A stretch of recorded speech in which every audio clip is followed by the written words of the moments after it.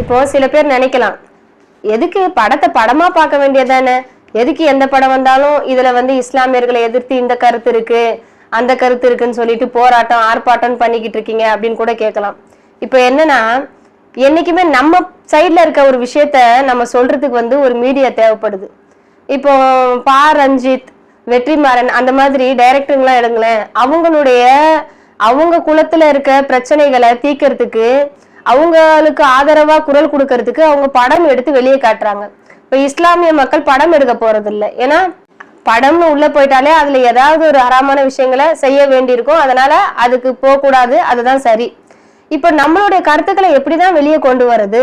நம்மளுடைய கருத்துக்களை போராட்டங்கள் மூலியமாகவும் ஆர்ப்பாட்டங்கள் மூலியமாகவும் சோசியல் மீடியால நம்ம ஏதாவது ஒரு கருத்துக்களை பதிவு செய்யறது மூலியமாகவும் அப்படித்தானே நம்மளுடைய எதிர்ப்பை வெளியே கொண்டு வர முடியும். அந்த இதுக்காக தான் இந்த மாதிரியான பதிவுகளை பதிவிட்டு இருக்கிறாங்க.